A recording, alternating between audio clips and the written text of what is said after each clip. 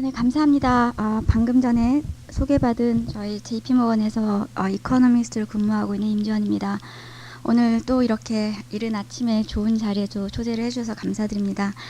제가 여기 온 게 딱 1년 전입니다. 그래서 작년 12월 이맘때 경제 상황이 굉장히 어둡고 또 정말 그 앞이 보이지 않았던 때 왔었는데요. 그때보다는 상황이 좀 많이 나아지는 그런 것 같습니다. 항상 12월이 되면은 그동안 그 1년 동안 지난 1년 동안 저희가 갖고 다녔던 경제 전망이 어떤 점이 맞았고 어떤 점이 틀렸는지, 그리고 틀렸다라면 왜 그런지 그런 이제 반성을 하는 시간부터 시작을 합니다. 그래서 오늘 이제 저는 이제 그 부분을 쭉 리뷰를 해보겠고요. 그리고 이제 전망을 말씀드리겠습니다. 보시면은 작년 이제 이맘때 저희가 이제 여러분들께 말씀을 드렸던 것은 상황이 굉장히 힘들긴 하지만은 그때 이제 올해 전망을 조금 가늠하게 하는 움직임이 있었습니다. 뭐냐면 리만이 부도난 다음에 그래서 경제가 쭉 추락을 할 때 10월 중순부터 정책이 아주 적극적으로 전 세계적으로 움직이기 시작했고, 그런 의미에서 사실은 전망을 하는 입장에서는 어느 정도 방향성이 정해진 상황이었습니다. 그래서 그때 이제 저희가 말씀드렸던 거는 확신을 할 수는 없지만은 신용경색의 최악의 국면은 아마 1분기 정도까지는 끝나가게 될 것이고, 그러면 한 분기 정도 시차를 두고 실물경제의 최악의 상황이 끝나가고 올해 하반기에는 글로벌 리세션 상황에서 벗어나는 이제 그런 것들이 있지 않겠는가 그렇게 말씀을 드렸고요. 그런 가운데 이제 글로벌 딜레버리징, 그러니까 신용 경색이 풀리긴 하지만 그래도 과거에 비해서는 돈을 빌려주거나 뭐 이런 것들, 그 레버리징에서 투자하는 것들, 이런 게 그때만큼 활발해지지 못한 상황으로 쭉 지속이 된다고는 봤었습니다. 그런 와중에 이제 경제가 안 좋으니까 시차를 두고 인플레이션도 쭉 떨어지는 것들을 보실 수 있을 것 같았고, 한국의 경우 그 당시에 제가 기억하기로는 외채 문제가 굉장히 심각하게 나왔을 텐데 저희는 사실은 뭐 외채 문제에 대해서는 한 번도 동의를 한 적이 없었습니다. 그래서 투자자들이, 특히 이제 해외 투자자들이 한국의 부채 구조를 제대로 이해를 못해서 그렇지, 이거를 시간이 지나면서 이해를 하게 된다라면은 기본적으로 이 외채 문제는 좀 없어지고 너무 우려가 과도했었던 게 아닌가 이제 그렇게 생각을 하고 있습니다. 지나고 나서 이제 보게 되면은 기본적으로 그 신용경색의 최악의 국면 또는 실물경제의 최악의 국면, 그래서 회복이 언제 정도부터 된다, 그 타이밍은 좀 감사하게도 맞았던 것 같습니다. 그리고 이제 한국 외채 문제에 대해서는 저희가 워낙 거의 100% 확신을 갖고 말씀드렸기 때문에 그 부분은 이제 가라앉았는데요. 하지만 이제 틀렸던 부분은 회복의 정도가 저희가 생각한 것보다 조금 컸었던 것 같습니다. 그리고 한국 같은 경우는 제가 개인적으로 내놨던 전망보다 한두 달 정도 회복이 빨리 왔었고 그 강도도 좀 강했는데요. 이제 그 차이를 제공했던 게 뭐였냐면은, 저희는 작년 이맘때 정책이 여러 가지가 발표가 되긴 하지만은 과거 한 10년 정도 예를 봤을 적에는 정책이 발표가 되고 집행이 되기까지 좀 시간이 걸릴 것이고, 또 발표한 만큼도 안 할 가능성이 있다. 그 리스크를 그러니까 늘 컸었기 때문에 이제 그 부분을 그대로 적용을 해서 말씀을 드렸었는데, 지나고 나서 보니까 거의 이번에는 그 시차가 없었고 오히려 발표한 것보다도 더 많은 것들을 해왔습니다. 그래서 그게 이제 우리나라 같은 경우는 제가 생각했던 것보다 회복이 좀 한두 달 정도 빠르고 또 이제 그 정도도 이제 큰 이제 그런 모습을 가져왔었던 것 같습니다. 그리고 이제 외채 문제 같은 경우는 저희는 굉장히 동의하지 않았지만은 그 투자자들의 이해 정도가 굉장히 오래까지 잘 이해가 되지 않은 상황으로 남아 있었습니다. 그래서 작년 4분기에 이제 그런 것들이 있다가 잠시 가라앉는 것 같더니 1분기에 또 한 번 그 한국의 매체를 신경을 쓰면서 원화가 굉장히 가파르게 절하가 됐었죠. 그래서 저희는 1분기가 원화 약세의 꼭지점이라고 생각은 했지만은 그 꼭지점이 그렇게 1600 가까이에서 치게 될 줄은 예상을 못했었습니다. 하지만 이제 그게 꼭지점이 되고 그 다음 2분기, 3분기에는 원화 절상이 상당히 가파를 거라고 저희가 예상을 계속 1년 내내 유지를 했었는데요. 그 이유는 저희가 이제 해외 투자자들이랑 얘기를 해보면은 외채 문제를 얘기할 적에 작년 4분기 같은 경우는 문제를 막 얘기하면은 들으려고를 안 하고 뭔가 우리가 모르는 부정적인 얘기가 있겠지 이런 그 어썸션이 있었습니다. 근데 올해 1분기에 얘기를 하면서 제가 느끼게 된 것은 잘 이제 뭐냐면 우리나라 외채 구조를 이해하기 위해서는 여러 가지 자산의 그 모습을 이해를 해야 됩니다. 보통은 이머징 국가에서 신흥 국가에서 외채 문제가 나오게 되면 굉장히 간단해요. 그냥 해외에서 빌려가지고 은행들이 실물 기업한테 빌려주고 실물 기업이 실물 투자를 롱텀으로 하고 이제 이런 데서 나오는 외채 문제가 많거든요. 근데 우리나라는 은행들이 돈을 빌리고 그거를 주로 수출업자의 해칭을 도와주는 거였기 때문에 전통적인 외채하고는 달리 뭐라 그럴까요? solvency 리스크, 그러니까 지급 불능의 리스크는 그렇게 크지 않고 장단기 그냥 그 미스매치 문제만 좀 있었습니다. 그래서 약간 좀 복잡해지기 때문에 이거를 알기 위해서는 그 수출기업 중에 해지를 많이 하는 조선업이라는 걸 알아야 되고 또 해지하는 그 여러 가지 테크니컬을 알기 위해서는 스왑 마켓, FX 마켓, 본드 마켓을 다 아우러야 됩니다. 근데 이제 해외 투자자들이 우리나라에 투자를 할 적엔 보시면은 보통 한국에 있는 모든 에셋을 커버를 하는 투자자들이 있기보다는 하나의 에셋 클래스를 갖고 여러 나라를 투자하는 투자자들입니다. 그러니까 주식을 하는 친구들은 한국, 대만, 중국 뭐 이런 쪽을 크로스 컨트리라고 그러죠. 그렇게 하고 반면에 이제 그 여러 가지 다른 뭐 매환이라든지 또는 채권이라든지 그런 거에 대해서는 잘 모르는 경우가 많고 이러다 보니까 한국 외채를 이해하기 위해서는 여러 가지 이제 좀 이해돼야 되는 것들이 있었습니다. 근데 올해 그 1, 4분기에는 막 원달러 환율이 위로 막 올라가는 와중에도 저희가 이거에 대해서 설명을 하게 되면 굉장히 귀를 기울이고 또 질문도 많고 자기들이 모르는 거에 대해서 솔직하게 시인도 하고 이제 뭐 이런 것들이 있으면서 이거는 오래 가지는 않겠구나 이런 생각을 했었습니다. 근데 또 이제 그때 또 시간에 맞게 글로벌 신용경색 자체가 이제 쭉 내려가면서 이 두 가지가 합해지다 보니까 저희가 예상했던 것처럼 2, 4분기 원화 절상이 굉장히 가파르게 이제 일어났던 이제 그런 상황입니다. 그렇다면 내년은 어떨 것인가? 내년에는 저희는 지금 경기 회복이 시작이 됐는데 내년에도 지속은 된다고 보고 있습니다.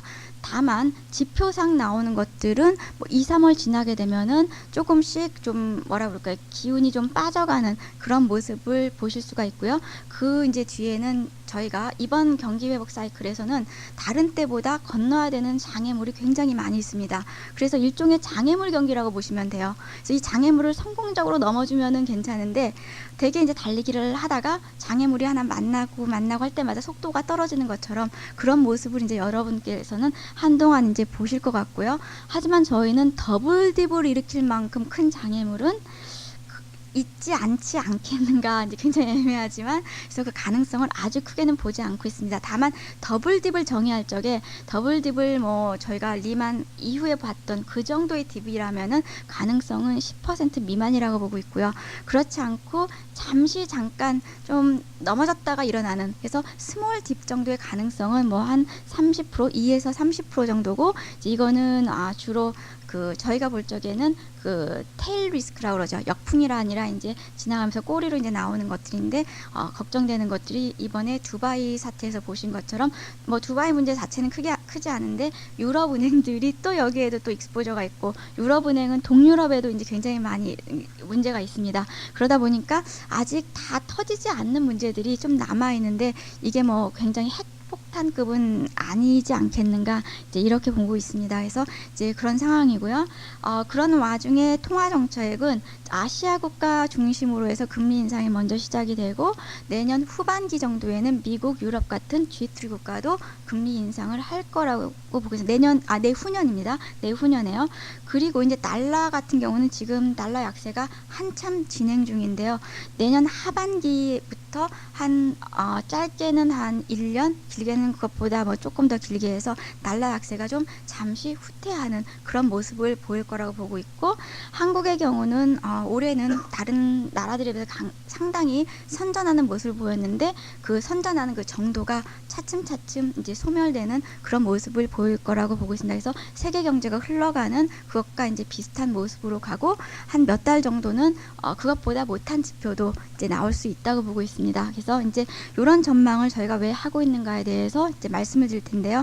일단 워낙 이번 사이클이 세계 경제라는 그 요소가 크기 때문에 세계 경제에 대해서 먼저 말씀드리고, 그리고 이제 한국 경제, 마지막으로 뭐 외환 시장, 이런 순으로 말씀을 드리기로 하겠습니다.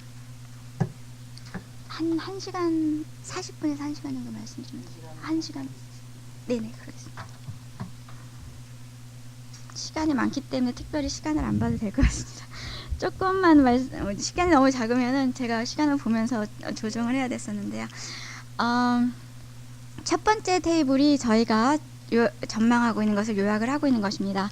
여러분들께서 보시는 것처럼 2009년에 세계 경제는 저희가 마이너스 2.6% 정도의 성장, 그러니까 성장이 떨어진 거죠. 그랬을 거라고 지금 추정을 하고 있고요. 저희가 보는 세계라는 것은 뭐 금융시장에서 중요한 역할을 하고 있는 한 40-50개 정도의 국가입니다. 이들 나라의 잠재 성장률을 가중 평균해 보면은 한 2.8, 2.9 뭐 이렇게 됩니다. 이 잠재 성장률이 좀 추락을 하고 있는 그런 상황이긴 한데요. 그런 의미에서 내년도 3.3%라는 것은 지표상으로 볼 적에는 괜찮은 수치 같아 보입니다. 하지만 이 3.3%는 마이너스 2.6% 다음에 오는 3.3%입니다. 공이 이렇게 쭉 떨어지면은 튀어 오르듯이 용수철 효과가 좀 있는 것입니다. 보통 저희는 이거를 이제 기저 효과라고도 이제 그렇게 얘기를 하고 있고요. 그래서 경기 회복 초기에는 항상 1, 2년 정도는 굉장히 높은 성장률이 나왔었기 때문에 실제 3.3%는 과거 경기 회복 사이클에 비교한다라면은 그렇게 고무적인 수치는 아니라고 할 수가 있습니다. 요걸 달리 말씀드리면은 요 3.3% 갖고는 아웃풋 갭, 생산 갭이 없어지기에는 어림도 없다. 이제 이렇게 말씀을 드릴 수가 있고요. 그런 의미에서 여전히 세계 여러 나라들은 경제 정책을 펴는 데 있어서 그 확장적인 기조를 다 흡수하지는 못하는 그런 상황. 그래서 그러니까 확장의 정도를 조금씩 줄여 나갈 수는 있겠지만은 여전히 전반적으로 보면은 경기에 우호적인 정책을 한동안은 펴야 되는 그런 상황입니다. 또한 이제 분기별로 보시면은 여기에서는 이제 내후년까지 사실 나와야 조금 더 보여질 텐데요. 아까 처음 말씀드린 것처럼 이제 약간씩 모멘텀이 쓰러지는 그런 국가들이 좀 보이게 됩니다. 이제 국가별로 미국 같은 경우 내년에 3.3, 그리고 유럽도 2.5, 그리고 일본 2.2에서 올해 마이너스였다가 내년에는 꽤 괜찮은 플러스 성장을 보이는 데가 굉장히 많은데요. 다 비슷한 패턴입니다. 다만 이제 분기별로 보시면은 국가별 회복의 차이가 상당히 있다라는 거를 보실 수가 있습니다. 예를 들면은 뭐 중국 같은 경우에는 올해 1분기에도 전기 대비 연율로 8.4니까 이런 나라는 뭐 그 지표상으로 봐서는 크게 문제가 없이 지나가는 것처럼 보입니다. 작년 4분기에 잠시 주저앉았다가 1분기 좀 올라가고 이런 그런 상황이고요. 다만 이건 지표의 문제고 중국 경제는 지표를 어느 만큼 믿어야 되는지 모르는 상황이고, 체감적으로 볼 적에는 1분기, 2분기 초까지는 중국도 굉장히 좀 안 좋은 상황이었습니다. 중국을 다음으로 회복을 보였던 나라가 우리나라였습니다. 우리나라가 1분기부터 이미 전기 대비로 봤을 적에는 플러스로 돌아섰고요. 그 다음에 나온 게 대만이나 다른 이머징 아시아 국가들이 나왔고, 이렇게 아시아 국가들이 괜찮다 보니까 이 나라들이 수입을 많이 하고 있는 일본도 심지어는 2분기부터는 플러스로 돌아선 상황입니다. 그런 상황에서 이제 그 다음 나온 게 미국이고요. 맨 마지막으로 문을 닫고 나온 게 유럽입니다. 항상 유럽은 늦어요. 레깅을 하고 시스템 자체가 그렇게 효율적이지 않다 보니까 경기 사이클에서 남들 다 나온 다음에 나오고 남들 다 떨어진 다음에 뒤늦게 떨어지고 이제 그런 나라가 이제 유럽입니다. 그러다 보니까 이 나라 금융기관들은 항상 상투를 칠 때가 많습니다. 그래서 지금 뭐 두바이도 보시는 것처럼 여러 가지 위험한 나라에 뒤늦게 들어가가지고 부실 자산을 떠안고 이런 은행들이 꽤 많고 이제 그런 패턴이 보여지는 것입니다. 그래서 이제 이런 상황이고요. 이렇게 그 회복의 정도가 이렇게 차별화가 되다 보니까 어떤 일이 있냐면은 그 나라별로 지금 출구 전략을 쓴다고 그러죠. 이거를 국제적으로 공존해야 되는데 사실은 그 공조가 그렇게 쉽지가 않습니다. 확장 정책을 쓸 적에는 경기가 동반 추락했기 때문에 똑같이 확장 정책을 쓰는 게 가능했습니다. 그리고 내가 확장 정책을 쓰면은 다른 국가에도 유리하기 때문에 서로 굉장히 그거를 이제 이렇게 부추겨주는 그런 상황입니다. 하지만 이 확장의 정도를 거둬들인 출구 정책의 경우에는 우리나라가 만약에 경기 회복이 빨라가지고 금리나 뭐 재정 정책을 해가지고 만약에 좀 경기가 올라가는 걸 내려가게 되면은 어떤 나라가 안 좋게 되냐면 우리나라에 수출을 하는 그런 나라들이 좀 기분이 나쁘겠죠. 우리나라 그런 나라들은 아직도 회복이 굉장히 강도가 안 좋은데 저 나라는 벌써 자기네 나라 좋다고 해서 이렇게 내수를 줄이는 그런 정책을 쓰는구나. 그래서 이제 일단 비난의 화살이 들어올 수가 있고요. 거기에다가 재미있는 건 이번 같은 경우는 회복의 정도가 빠른 게 아시아 국가들이에요. 수출 위주의 국가들. 그러니까 이제 이 나라들이 자기네들의 그 자산이 버블 상태를 보인다든지 그런 경우를 막기 위해서 금리를 올리고자 하는데 금리를 올리면은 누가 영향을 받냐면 환율이 영향을 받습니다. 많은 경우가 안 그런 나라도 많아요. 그러니까 환율이 영향을 받을 것처럼 보이는 나라들이 우리가 수출 중심으로 크는 나라인데 환율이 지금 절상을 보이는구나. 그냥 통화가 그 평안가 절상이 되고 있구나. 이거는 우리 수출에 안 좋은데 그러면서 뭘 하냐면 외환시장에 개입을 합니다. 그럼 외환시장에 개입하면은 두 번째로 또 안 좋은 역할을 하는 거예요. 왜냐면 이거는 그 자기네 그 통화의 그 경쟁력을 올려주고 그건 다른 나라의 경쟁력을 깎는 거니까. 그러니까 미국이나 유럽 이런 나라에서 보면은 쟤네 나라 보게 자기네 나라의 내수를 줄여가지고 우리나라 수출 시장도 깎아먹을 뿐만 아니라 평가 절상을 막으려고 개입을 하면서 경쟁력까지 우리 거를 깎아먹는구나. 이런 생각을 하니까 이제 그런 것들에 대해서 굉장히 불쾌하게 여길 수 있는 가능성이 있다라는 것입니다. 그럴지 안 그럴지는 사실은 굉장히 그레이 에리어가 많이 있습니다. 그래서 이거를 치고 들어가주는 것이 이제 정책하시는 분의 입장인데 우리나라는 지금 G20 의장국이라 보니까 이제 그런 제약 요건 때문에 출구 전략의 타이밍을 조금씩 좀 잃어버리고 있는 것이 아닌가 이제 이런 생각은 하고 있습니다. 그래서 어쨌든 이런 식으로 해서 마찰이 있기 마련이고 내년에는 아마 이런 노이즈가 꽤 많을 거라고 보고 있습니다. 많은 아시아 국가들이 지금 자기네 나라의 자산 가격이 너무 올라가는 그거를 걱정을 하고 있고요. 홍콩이나 싱가포르는 이미 리만 이전에 부동산 가격을 회복한 상황입니다. 이제 그러다 보니까 출구 전략을 쓰고 싶어 할 테고 또 통화는 또 외환시장을 개입하고 싶어 할 테고 이런 상황에서 이제 걱정하는 게 어쨌든 그럼 외환시장 개입을 못하게 한다면은 우리가 캡처리 들어오는 거를 컨트롤은 해야겠다. 그래서 최근에 브라질, 러시아, 인도네시아 이런 데서 미시적인 규제를 통해서 해외 자본이 유입되는 것들을 막아내고 있습니다. 우리나라에 대해서도 이걸 굉장히 투자자들이 걱정을 많이 했는데 우리나라 같은 경우에는 좀 직접적으로 그 규제하는 것이 아니라 위험 요소를 치워주는 그런 정도로만 했습니다. 그래서 상당히 현명한 그런 무브를 사실은 보여왔었습니다. 지난 몇 달 정도에는요. 그래서 그런 상황이고 해서 어쨌든 내년도에는 이렇게 미시적으로 자본 통제를 하고 싶어하는 나라들이 꽤 나와서 정책에 있어서 이 노이즈를 여러분들께서 꽤 많이 보실 수 있겠다. 이제 이렇게 생각을 하고 있습니다. 세 번째로 제가 이제 세계 경제 전망에서 말씀드리고 싶은 것은 그 3.3 이 정도 되고 네. 그리고 미국도 3.3 그래서 굉장히 높은 성장률처럼 보이는데 여기에 가려진 게 미국의 성장률 자체는 좋지만 미국의 소비 증가율은 이것보다 훨씬 못할 것이라는 것입니다. 이 3.3%의 대부분은 재고라든지 주택시장이 너무 빠져서 막 빠지던 자체가 감속되는 이런 테크니컬한 요소에서 나오기 때문에 실제 우리나라 수출 시장에 대한 시사점을 줄 수 있는 미국의 소비, 유럽의 소비 이런 것들은 실제 GDP 성장률보다 못 미치는 성장을 하기 때문에 보통 미국이 3.3%, 유럽이 2.5% 이렇게 성장하면 우리나라 성장률은 실제로 여기에서 7% 이상 나와야 됩니다. 근데 그거는 좀 힘들다. 이제 이렇게 봐서 그만큼 아시아 수출 시장은 여기 성장률에서 보여지는 것만큼 그렇게 스트롱하지는 않을 것이다. 이렇게 보고 있습니다. 여기에서 한 차트만 제가 보여드리겠습니다. 왼쪽에 밑에 차트를 보시면은 자원의 가동률 정도인데요. 요거는 이제 그 나라에서 경제 회복이 지금 어느 정도 되고 있는가도 사실은 일치를 하고 있습니다. 그러니까 과거 그 리만 픽에 비해서 실제 보시면은 이머징 국가 같은 경우는 꽤 많이 이제 가동률이 오버하게 가동을 하다가 이 0 부분이 지난 한 20년 정도 가동률의 평균에서 얼만큼 근접하고 있는가입니다. 리만 이전에는 가동률 자체가 조금 과거 평균보다 높았다가 주저앉았다가 지금 0% 근처로 접근을 하고 있는 중이고요. 미국을 뺀 선진국 같은 경우는 꽤 평균 가동률에 못 미칩니다. 미국은 더 그래요.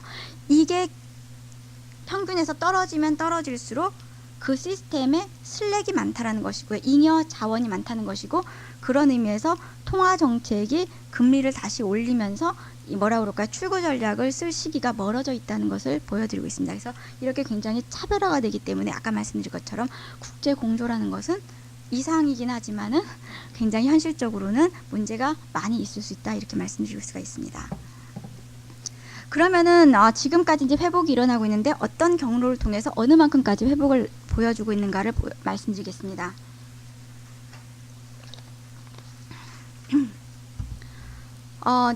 작년 3분기에 아까 테이블에서 보신 것처럼 미국과 유럽도 성장이 마이너스에서 플러스로 돌아갔습니다.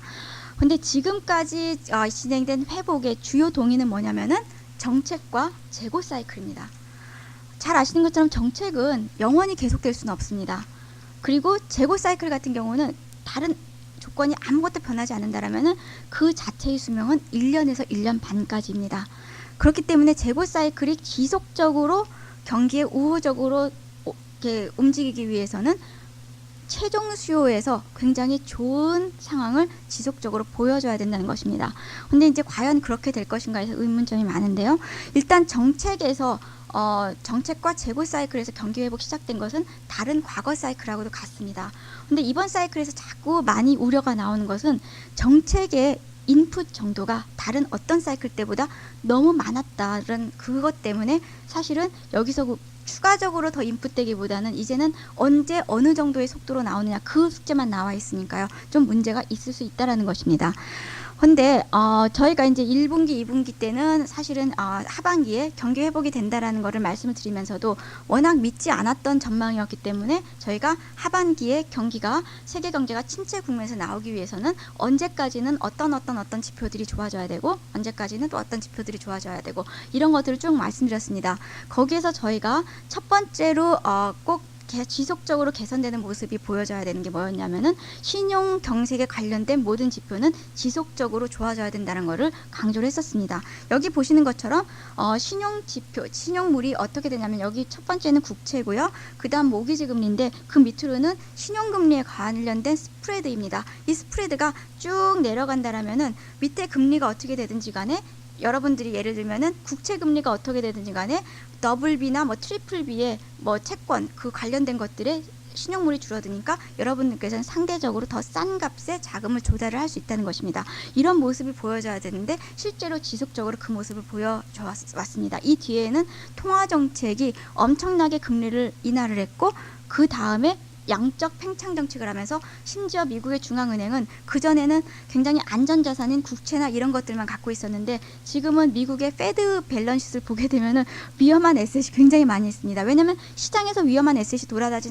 않다 보니까 중앙은행이 직접 위험한 에셋을 사고 돈을 풀어줬습니다. 이게 바로 양적 팽창 정책인데요. 이런 정책을 쓴 나라들이 꽤 있었습니다. 이러다 보니까 신용물이 좀 돌기 시작했고 이렇게 되면은 금융시장이 좋아지고 그 리스크에 대한 회피 심리 정도가 내려가고 여기에 대한 첫 번째 혜택을 누가 받게 되냐면 소비자들이 받게 됩니다. 왜냐하면 소비자들은 금융시장이 좋아지면서 대출을 조금 더 대출에 대한 액세스가 있다든지 또는 여기 보시는 것처럼 에쿼티 가격이 올라가게 되면서 자산 효과가 있게 되고요. 또 직접적인 금리가 인하가 되면서 더 싼 자금으로 모기지를 받는다든지 이렇게 되면서 소비가 움직이기 시작했습니다. 그래서 소비가 그 다음 이제 움직이기 시작했고요. 여기 보시면 소비가 작년 4분기에 마이너스의 월스트를 지났다가 신용 경색이라는 이런 것들이 풀리고 정책이 움직이면서 마이너스의 폭이 점점 줄어들어요. 그러니까 소비가 떨어지는 폭이 감속이 됐다라는 것이죠. 감속이 됐고 올해 초부터는 플러스로 올라간 상황입니다. 요거는 중국을 뺀 나머지 소비도 이렇다는 거예요. 중국 소비는 그것보다 훨씬 더 가파르게 회복을 했기 때문에 얘 둘을 모아보게 되면은 세계 소비 자체는 실제로는 작년 4분기가 월스트였고 1분기부터 물밑에서 회복이 일어나기 시작을 했다라는 것입니다. 물론 국가별로는 차이가 있어요. 소비가 좋아지다 보니까 누가 이제 변하게 되냐면 기업입니다. 기업은 물론 조금 기다리죠. 단순히 신용경색이 풀렸다고 해서 금방 투자하고 고용하고 이런 거 아닙니다. 그렇죠? 여기 계신 분들이 더 잘 아실 것입니다. 작년 4분기, 1분기 경제 상황이 너무 안 좋다 보니까 생산을 모든 나라의 기업들이 많이 줄이면서 GDP가 추락을 했는데요.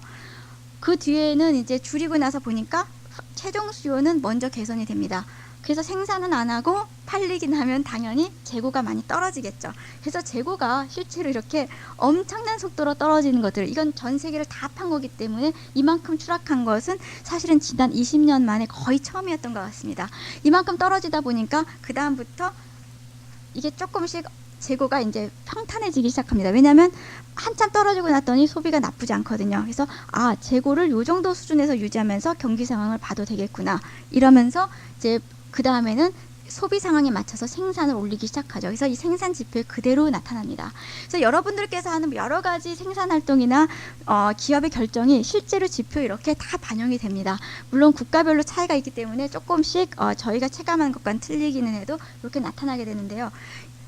이게 바로 저희가 말하는 재고 사이클입니다. 재고가 굉장히 낮은 상황이기 때문에 소비가 웬만큼만 증가해도 생산을 증가시켜주는 거, 이게 바로 또 경기를 좋게 하는 그런 요소인데요. 이 재고 사이클이 굉장히 빨리 온 나라 중에 하나가 이 한국입니다.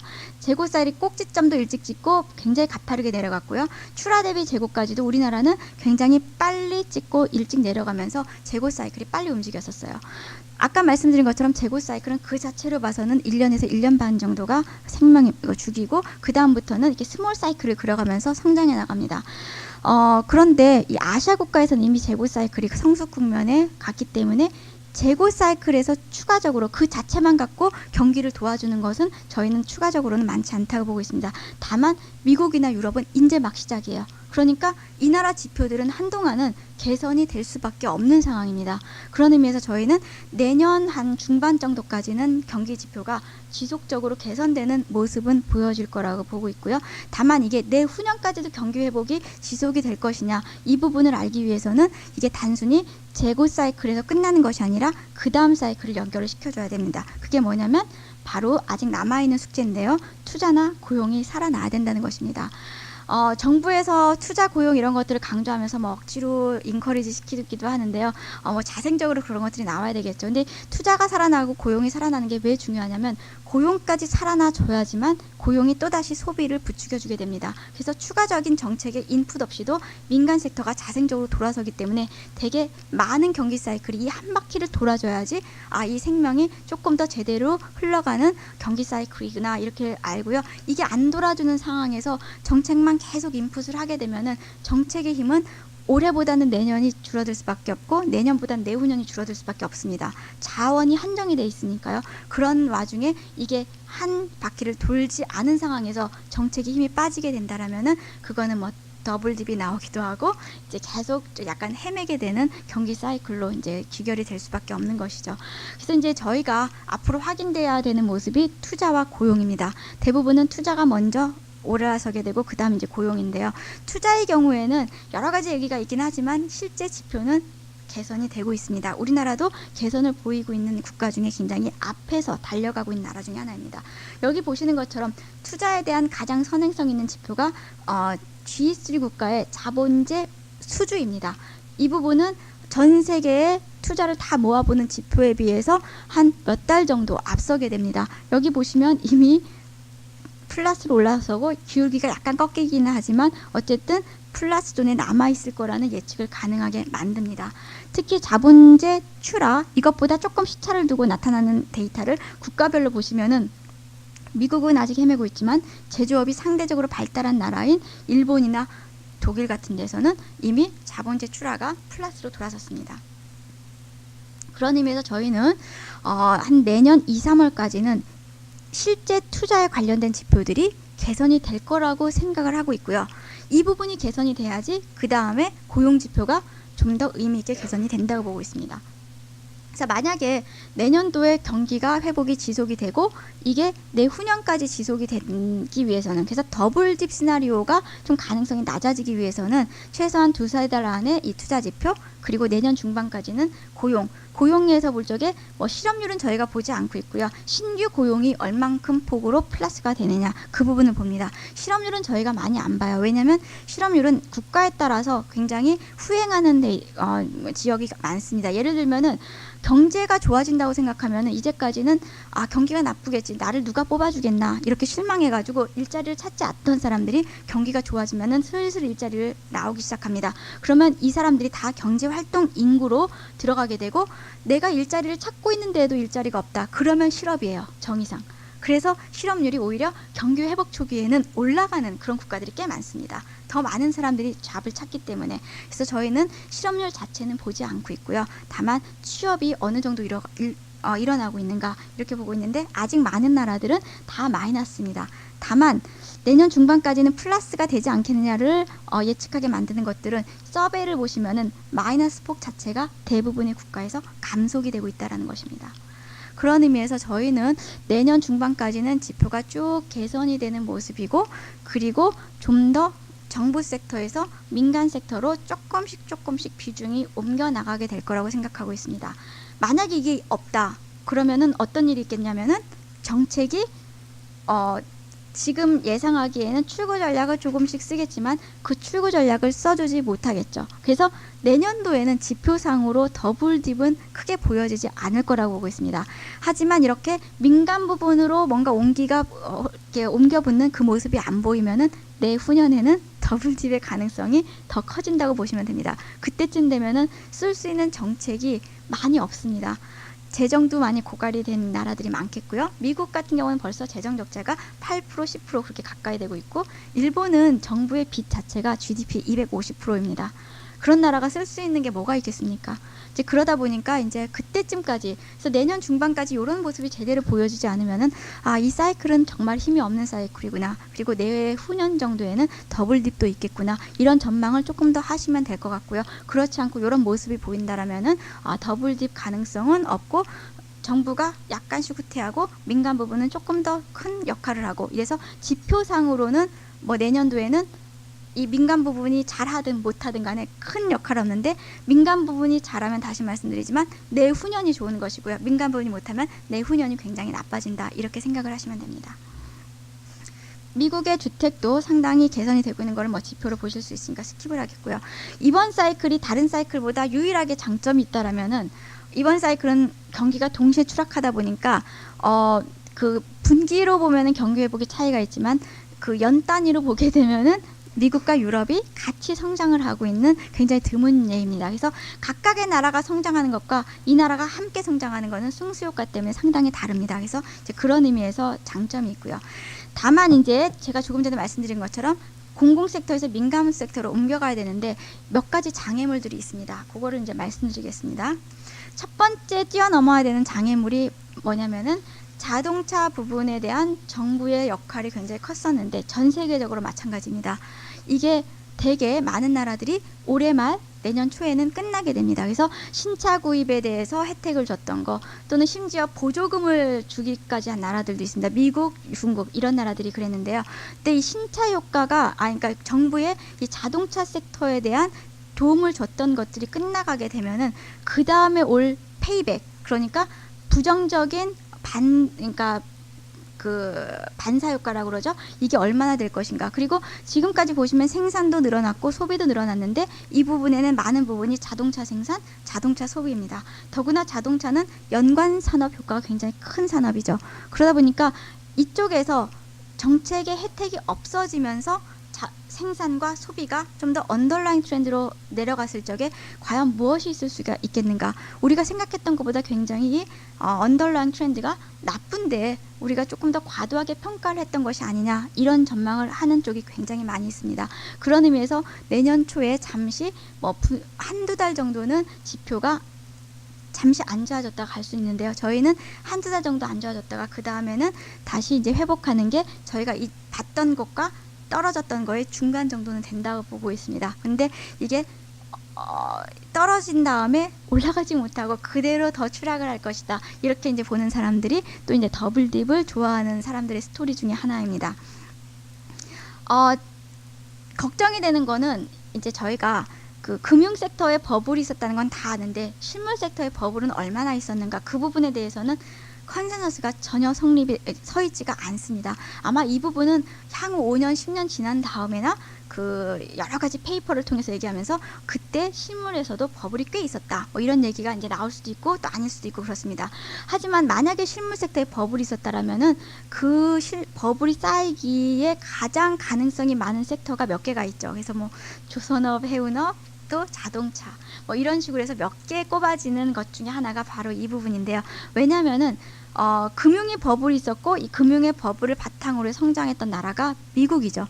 미국에서 특히 이제 소비입니다. 그러다 보니까 자동차의 많은 부분이 미국 소비를 타겟팅을 하면서 생산이 되어 왔기 때문에 여기도 어느 정도 공급 과잉이 있었을 것이다, 이제 얘기를 하는 것입니다. 반면에 이제 중국이 새롭게 수요처로 떠오르고 있기 때문에 그렇지 않을 것이다, 이렇게 얘기하는 사람도 있지만요. 근데 그런 상황에서 연초만 해도 자동차 섹터에 대한 구조조정 얘기가 많이 나왔지만은 갑자기 한 3월, 4월 되면서 중국에서 작년에 시작한 보조금 주고 신차에 대해서 텍스 혜택 주고 이거를 다른 모든 나라가 카피를 하기 시작합니다. 복사를 했어요. 그래서 심지어는 미국도 똑같은 정책을 해가지고 지난 7월, 8월에 클런커스 프로그램이라는 그 이름하에 중고차를 뭐 매매하면은 3,000불인가 4,000불을 돌려주고 뭐 이제 이런 이제 그런 정책을 폈습니다. 그러니까 만약에 이 자동차 섹터에 공급 과잉이 있었다라면은 자동차에 대한 세제 혜택이 없어진 다음에 그동안 세제 혜택 때문에 앞당겨진 수요가 없어지냐면은 엄청난 공급 과잉이 나오지 않겠는가, 이게 이제 걱정하는 사람들의 얘기입니다. 반면에 그 반대의 얘기를 하는 사람들은 아까 말씀드린 것처럼 중국의 수요가 좀 대체가 되고 있고 실제로 미국에서는 큰 오토메이커들이 구조조정을 꾸준히 하고 있다, 이게 두 번째고, 또 세 번째로 이제 중요하게 얘기하는 사람들은 이제 한국 데이터가 굉장히 좋은 예인데요. 자동차를 타합한 소비가 굉장히 높고 자동차를 뺀 건 이 주황색입니다. 그것보다 낮긴 하지만은 자동차를 구입하기 위해서 다른 소비를 줄였을 가능성이 있다는 것입니다. 그동안에는. 그래서 이게 단순히 자동차가 전체 소비를 부풀려 주긴 했지만 반면에 자동차 소비한 동안 다른 소비가 내려갔으니까 이게 완전히 자동차를 딱 빼고 나서 보는 그게 정확한 것은 아니다. 근데 실제로 우리나라가 6월까지 텍스 혜택이 굉장히 컸습니다. 왜냐하면 그때는 중고차와 신차를 다 텍스 혜택을 줬으니까.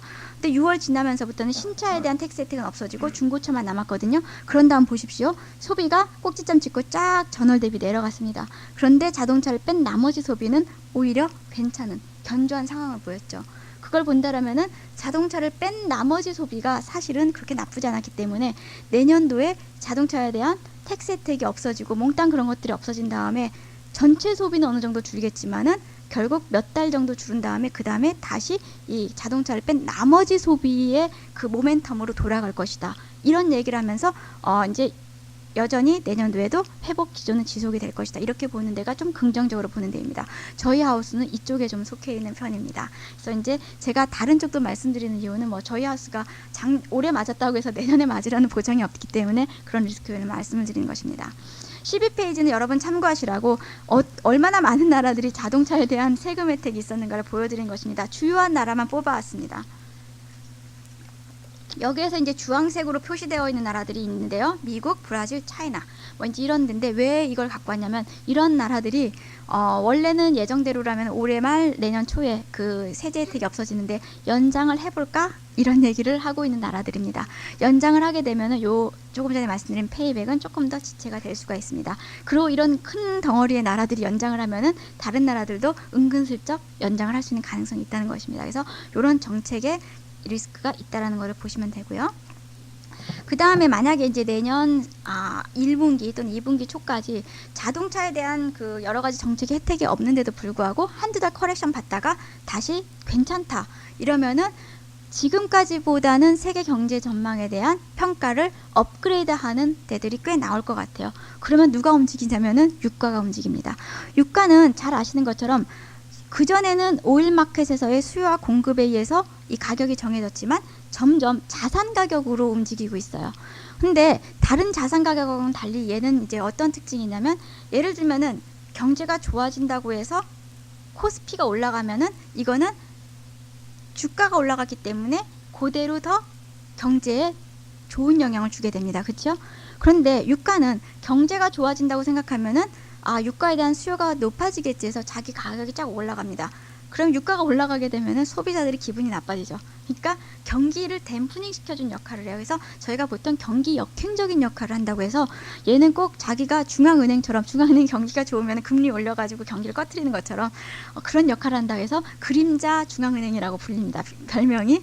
그래서 이 유가가 쫙 어느 정도 올라가느냐에 따라서 경기 올라가는 모멘텀을 또 죽여줄 수가 있다는 것입니다. 지금 한 80불 정도로 왔다 갔다 하고 저희도 내년에 100불까지는 아니라고 보고 있는데 하지만은 저희가 볼 적에 만약에 지금 그 경기를 안 좋게 보는 여러 금융기관들이 있는데 이들이 내년 초반에 생각보다 경기가 좋아진다라고 생각을 하게 되면은 오버슈팅 할 수 있는 가능성은 충분히 있습니다. 오버슈팅은 뭐 100불 뭐 아무 문제도 없습니다.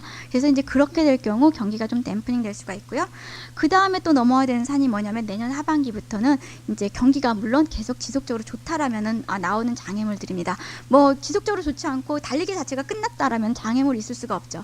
근데 달리기가 계속 된다라는 걸 전제하에서 나온 장애물들입니다. 그러면은 내년 하반기에는 국채 수익률, 이제 시장 금리가 본격적으로 올라줄 수 있다는 것입니다. 물론 미국과 같은 경우에 정책 금리 인상은 내후년이나 될 것이라고 보고 있는데요.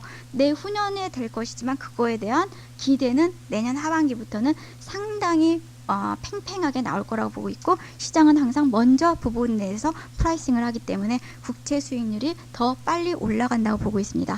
그럼 국채 수익률이 올라가게 되면은 우리나라 같은 경우는 그 다른 회사채 금리에 영향을 줘도 소비자한테 주는 영향은 제한적입니다. 왜냐하면 우리나라 모기지가 3개월짜리 CD 금리에 연동이 되고 있기 때문에 이걸 정부가 최근에 이제 바꿔보려고 노력을 하고 있는데요. 근데 어쨌든 미국은 대부분의 모기지 금리가 이 국채 수익률에 연동이 돼 있어요. 그러니까 모기지 금리가 쫙 다시 같이 올라가 주면서 이제까지 막 조금 보여줬던 주택시장의 회복이 뭐라 그럴까요? 약간 인터럽션이 있을 수가 있는 그런 상황입니다. 그래서 이제 요것도 장애물이고요. 요것까지 다 넘어졌다. 그럼 이제 선수한테 기다리고 있는 것은 본격적인 정책의 역풍입니다. 내후년부터. 그래서 금리가 올라가게 되고 그 다음에 이제 뭐 또 중요하게 재정 정책. 이건 절대 공짜 점심이 아니기 때문에 재정 지출을 늘렸으면 텍스로 걷어들일 수밖에 없습니다. 그래서 이런 것들을 다 모아보게 되면은 갈 길이 굉장히 험하고 그런 의미에서 이제 올해 이번 사이클은 넘어야 될 산이 많으니까 결국 장애물 넘고 하면서 속도가 내려가는 그래서 다른 사이클보다는 좀 뭐라 그럴까요? 좀 찌뿌둥한 회복이라고 그럴까요? 그래서 이제 그런 회복을 보여줄 수가 있고 그래서 일어나고 나서 개운하지 않은 그런 모습을 좀 보이지 않겠는가 이렇게 생각을 하고 있죠.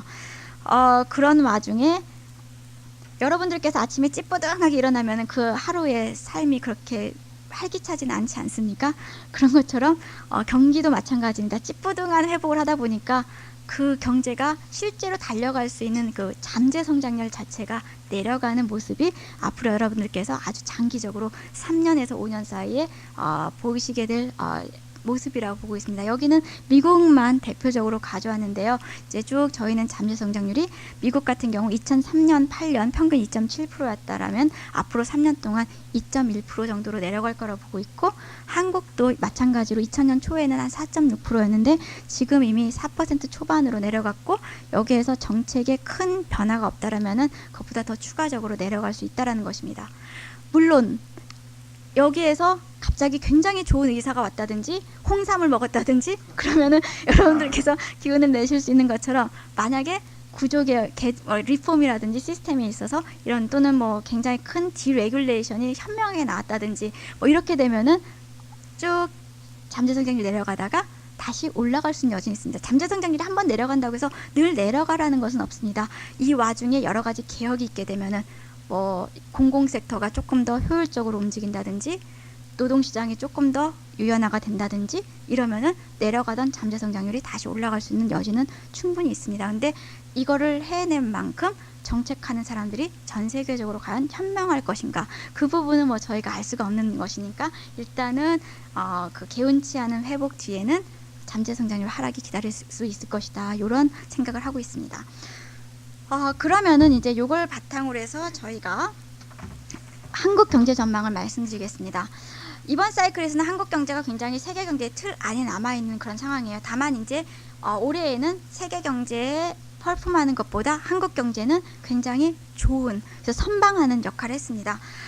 전기 대비 성장률과 전년 동기 대비 성장률을 보시게 되면은 금융시장에서 보는 것은 이 전기 대비 성장률인데요. 뭐 엄청납니다. 뭐 이런 그 스윙을 보이는 나라가 그렇게 많지 않은데 한국 경제는 정말 많이 떨어졌다가 또 이렇게 올라가는 것도 힘차게 올라가는데요. 용수전력과 굉장히 강한 나라입니다. 2분기, 3분기까지 이렇게 엄청난 속도의 성장률을 보이고 전기 대비한 거를 연율로 이제 미국식으로 표현했을 적에 여기 보시는 것처럼 12% 가까이 성장을 했습니다. 미국이 한 3% 정도 성장할 적에 우리나라는 12%를 성장을 했으니까 굉장한 양입니다. 근데 저희는 전기 대비 성장률은 3분기가 꼭지고 그 다음 2번 분기에 내려가고 내년 1분기엔 더 내려가고 그 다음에 2분기, 3분기, 4분기에는 잠재 성장률 근처로 이제 좀 안착을 하는 그런 모습이면은 가장 바람직할 수 있는 모습입니다, 사실. 근데 올해 이번 분기하고 다음 분기는 왜 떨어지는가? 2분기하고 3분기가 이렇게 높았던 때에는 정책의 효과 그리고 재고 사이클 효과 외에 한국 특유의 여러 가지 것들이 다 모아진 그런 상황입니다. 한국은 다른 나라에 비해서 몇 가지 장점이 있었어요. 뭐냐면 정책이 움직일 수 있는 룸이 상대적으로 컸었고요. 재정도 우리나라는 지난 20년 동안 굉장히 건강해서요. 우리나라 사람들이 제일 싫어하는 게 재정 적자입니다. 그 단어 나오면 막 알레르기 반응 일으키면서 싫어하는데 사실은 재정 적자가 어느 정도는 경기가 나쁠 적에 있어주는 것이 선순환을 할 수 있는 구조인데 무조건 재정 적자는 돈을 너무 많이 썼다라고 이제 판단하다 보니까 정책하시는 분들이 웬만해서는 재정 적자를 만들지 않으려고 노력을 했고 요게 다른 나라 재정 적자가 굉장히 많은 나라들보다는 쓸 수 있는 돈이 많지 않습니까? 그게 이제 도움을 줬고 통화 정책도 금리가 5.25%라고 생각을 하니까 0%였던 일본에 비해서는 상당히 내려가면서 도움을 줄 수 있는 룸이 많았습니다. 그 이외에 어떤 게 있냐면요. 잠시 수출부터 보시겠습니다. 몇 가지를 보시면은 환율 효과가 있었고요. 두 번째로는 조선업 효과가 여기 보시는 것처럼 조선업이 딜리버리 스케줄을 보시면 2008년에서 9년 이렇게 뛰게 됩니다. 수주를 3, 4년 전에 받아놨으니까 당연히 배를 짓는 동안 한 2에 3년, 많이 걸리는 거 5년까지도 걸린다고 그러더라고요. 그러니까 수주는 경기가 굉장히 좋았던 몇 년 전에 받아놓은 것이고 실제 수출은 인제 이루어지는 거니까 요게 수출 지표를 굉장히 좋아지게 하고 배를 짓는 동안 생산 지표를 좋아지게 하고 그런 역할이 있었습니다. 또 세 번째로는 조금 전에 말씀드린 것처럼 자동차 세제 혜택이 우리나라 또 자동차 포션이 크거든요. 이제 그것도 도움을 주면서 환율 그리고 자동차, 조선업 이게 몽땅 한국 수출을 도와줬었습니다. 다른 나라는 어땠는가? 다른 아시아 국가를 보시겠습니다. 예를 들면은 일본을 보시면은 일본은 그 자동차 효과는 같이 누렸겠죠. 토요다나 뭐 이런 데들은 이 세제 혜택을 같이 누렸지만 조선업이 상대적으로 우리나라보다 작고요. 환율 효과는 전혀 없었습니다. 그렇죠? 대만을 보시면은 대만은 환율 효과는 우리나라처럼 걔네들도 절하가 돼서 좋았지만 여기 보시는 것처럼 그러긴 했지만 반면에 자동차도 없고 조선도 없는 나라입니다. 중국을 보시면 중국은 조선업은 있습니다. 하지만 자동차도 없고 환율 효과도 없었습니다. 그러니까 이 세 가지가 다 모아줘가지고 도움을 줬던 나라가 아시아권에서 우리나라가 굉장히 특징적이었습니다. 그러니까 그 바로 전에 데이터를 보시면은 수출인데요. 수출을 레벨로 봤습니다. 볼륨을 보시면 우리나라는 이미 리만 이전의 레벨을 회복을 했습니다. 반면에 다른 나라는 타이완은 어림없고요. 일본도 최근에 회복이 되고는 있지만은 여전히 그 리만 사태 이전의 그 상황하고 비교해 보면은 엄청나게 슬랙이 남아있는 그런 상황입니다. 이런 걸로 봐서 이제 수출이 선방을 했는데 문제는 이런 것들이 점점 소진이 되고 있죠. 환율도 벌써 절상이 되고 있고 조선업 같은 경우 보면은 딜리버리 스케줄만 보고 판단하면은 내년엔 올해보다 조금 더 늘어나는데 여기서 뭐가 빠져나냐면 오더 중에 딜레이된 게 있고요. 지체된 게 있고 내년 내후년짜리로 밀려진 게 있고 그나마 캔슬된 것도 있습니다. 요거까지 비교하면은 내년 딜리버리 원래 스케줄보다 10% 이상 내려가야지 됩니다. 그러면 내년부터는 조선업이 우리나라 수출에 마이너스 알파 역할하는 것입니다. 그러니까 다른 나라들이 세계 경제가 올라가면서 수출이 같이 올라가는데 우리나라도 물론 같이 올라가긴 하겠죠. 근데 올라가는 정도가 다른 나라들에 비해서 마이너스 알파 효과 때문에 덜 고무적일 수 있다는 것입니다. 그게 있고 자동차는 뭐 세제 혜택 없어지니까 또 여기도 페이백을 받는 것이고요. 그래서 내년도에는 수출 같은 경우 증가는 할 것입니다. 하지만 그 정도는 다른 나라들에 비해서 선방하지 못할 가능성이 있다 이렇게 보고 있고요. 소비 같은 경우도 우리나라는 어떤 특징적인 역할이 있었냐면은 금리가 내려올 적에 이건 스킵하겠고요. 22페이지를 보시면은 소비도 역시 굉장히 많이 좋아졌는데 이 뒤에 또 몇 가지 효과가 있습니다. 그 금리가 내려올 적에 우리나라는 다른 나라들에 비해서 뭐가 있었냐면은 변동부 금리가 굉장히 많습니다. 소비자들이 갖고 있는 대출 중에서 보면은 95% 정도가 변동부 금리예요. 미국은 몇 퍼센트냐면은 30% 정도밖에 안 됩니다. 그러니까 금리를 내릴 적에 기존 대출자들도 우리나라에서는 혜택을 받았다는 것입니다. 미국에서는 신규 대출자만 그 금리 혜택을 받는데요. 그러니까 뭐 오히려 우리나라 같은 경우는 신규 대출자보다 기존 대출자가 영향을 많이 받는 게 왜냐면 은행들이 금리가 지금 많이 내려갔지만 향후에 오를 걸 생각해서 프리미엄을 굉장히 많이 받고선 신규 대출해 줍니다. 그러니까 CD 플러스 200bp 막 이렇게 됩니다. 근데 한 3, 4년 전에 받았던 사람은 저도 그렇고 CD 플러스 한 70, 80bp밖에 안 되거든요. 그러니까 금리가 내리면서 그대로 그 혜택이 온다는 것입니다. 그래서 금리가 정책금리는 10월부터 내렸지만은 CD 금리가 내려가지고는 1월 달부터 소비자 체감 지수 올라가는 거 보십시오. 쫙 올라갑니다. 그때부터. 그쵸? 이제 그럴 만큼 혜택을 받았는데 문제는 뭐냐면 변동부 금리가 많다라는 것은 금리 상승기에는 그대로 독이 됩니다. 그래서 다른 나라가 금리가 상승할 적에 다른 나라들은 이렇게 한 30% 미국 같은 데는 그런 사람들만 영향을 받는데 우리나라는 95%가 다 영향을 받으니까 문제가 있는 것이죠. 그래서 현재까지는 이 부분이 도움을 줬지만 장기적으로는 독이 될 수 있는 요소고요. 또 두 번째로는 금리가 이렇게 쭉 내려가다 보니까 우리나라는 그 대출을 줄이지를 않았습니다. 그래서 내가 왔다 갔다 좀 하는데요. 대출을 보시면 24페이지에 왼쪽에 밑에 차트를 보시겠습니다. 여기 보시면은 가계 신용 데이터입니다. 근데 여러분 여기가 왼쪽의 스케일이 0부터 시작됩니다. 그 말씀은 가계 신용이 0 밑으로 대본 적이 없다는 것입니다. 증가율이 줄지를 않았어요. 다른 대부분의 나라는 이번 리세션을 지나면서 빚을 많이 갚았어요. 가계 섹터가. 근데 우리나라는 빚을 갚지 않고 더 빚을 졌고 유일하게 줄인 게 있다라면 빚이 늘어가는 속도만 줄였습니다. 그러니까 금리가 올라갈 적에 다른 나라들보다 시작이 빚이 많은 채 출발을 하는 거니까 그만큼 부담이 된다는 것입니다.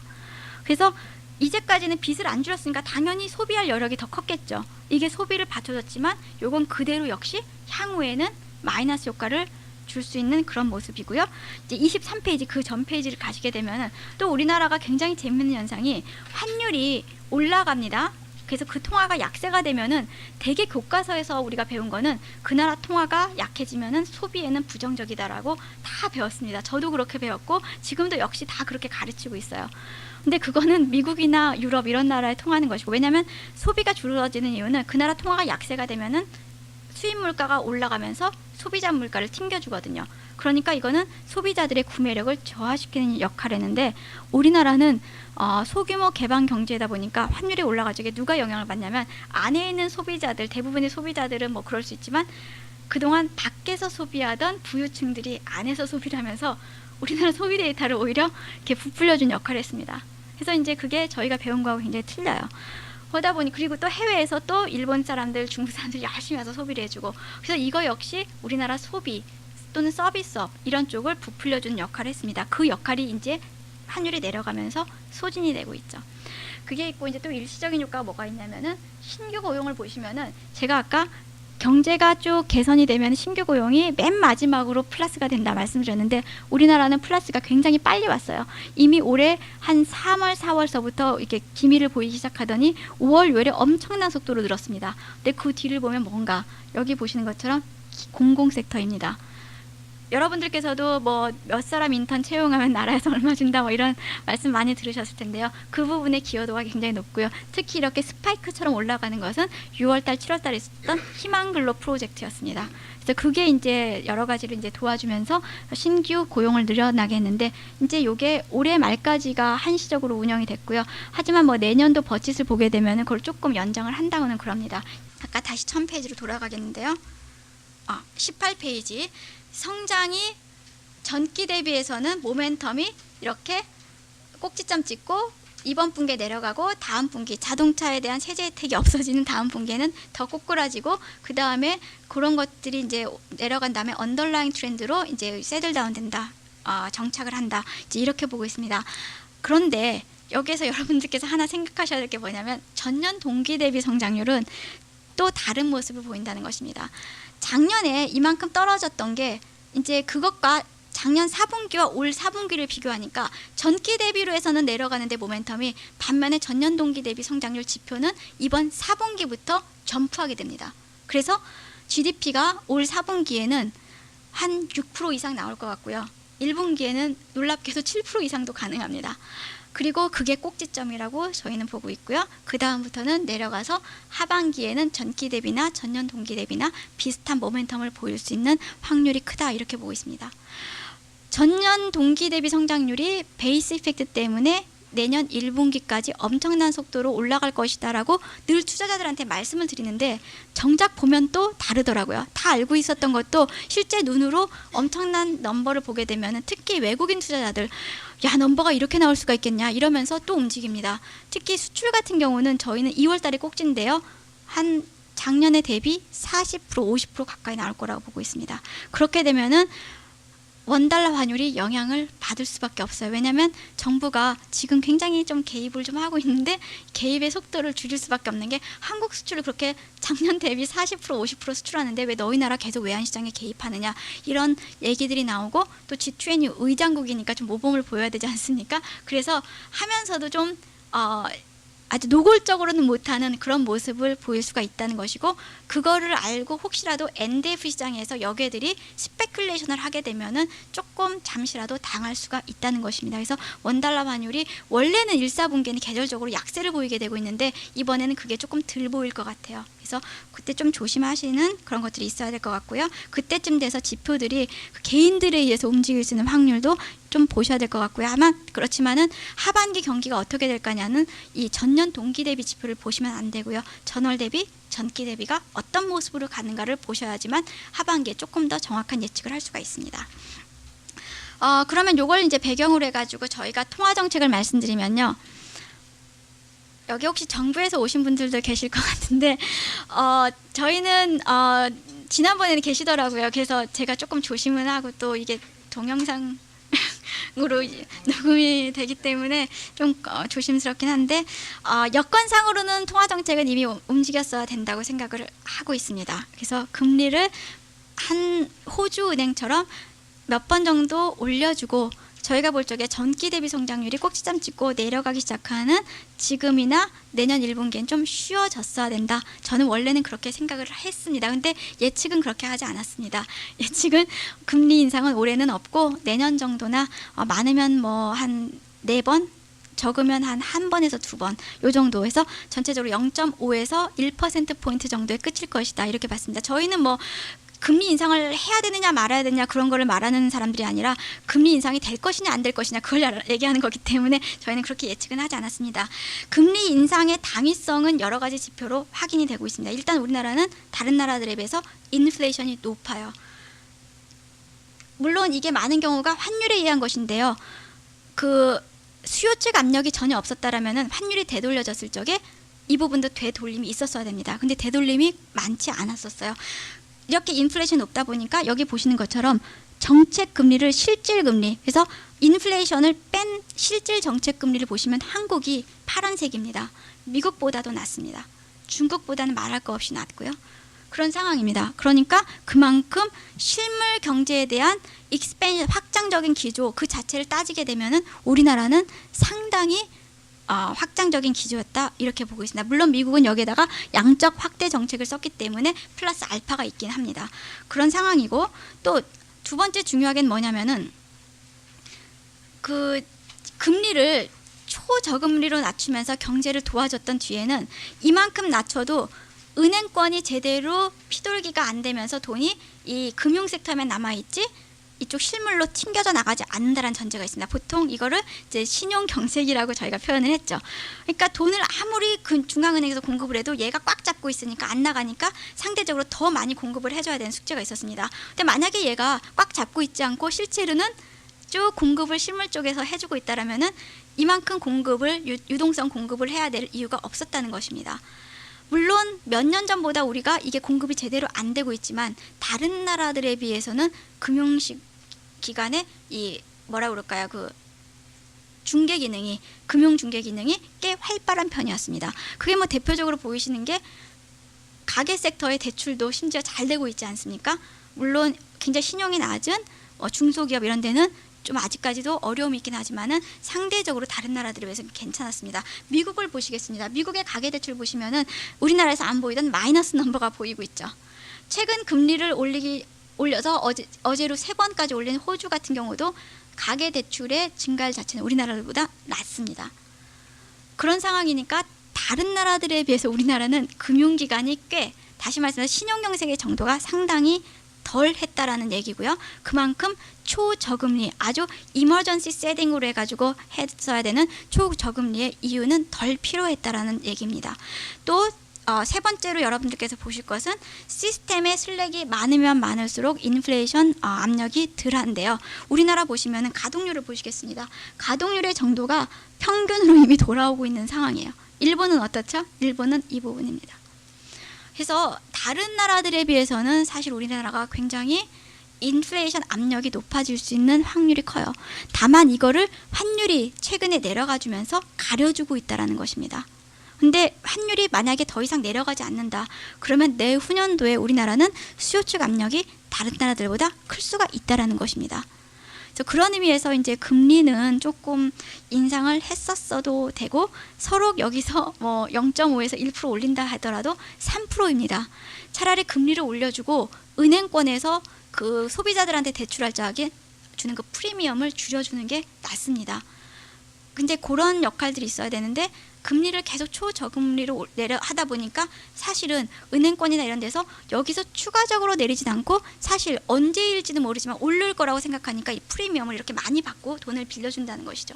그렇지 않고 만약에 어느 정도 올렸다라면은 여기에서 경기가 만약에 더블 디나 이렇게 되면 또 한 번 빠질 수가 있겠지, 이런 생각을 하면서 이 프리미엄 자체를 좀 줄여줄 수 있다고 보고 있습니다. 그래서 이제 그렇게 보고 있는데 그러지 않다 보니까 이제 그런 상황이 나오고 있고요. 저희는 내년에도 뭐 금리 인상은 그렇게 과격하게 되지는 못할 거라고 보고 있습니다. 더구나 최근에 뭐 미시적인 여러 정책에 의해서 부동산 가격까지 이렇게 두들겨 주다 보니까 한국은행으로서는 할 말이 별로 없습니다. 그리고 이제 인플레이션도 전월 대비해서 보면은 그동안 많이 올랐다가 이제 내려가는 건데 그것도 이제 할 얘기가 별로 없고, 그러다 보니까 금리 인상은 저희가 볼 때 내년 1분기에 한 번 내지 2번 하고, 그 다음은 페드 금리가 움직일 거라는 예측이 시장이 아주 편만해질 때까지 쉬어갈 거라고 보고 있어요. 특히 3월에 이번 총재님 임기가 끝이 나게 되니까 새로 된 총재님이 오자마자 금리 인상을 막 야단을 떨면서 하시기는 좀 힘드시지 않겠습니까? 이제 그래서 그런 의미에서 시장 금리는 저희가 볼 적에는 1분기 정도가 로컬 픽이고요.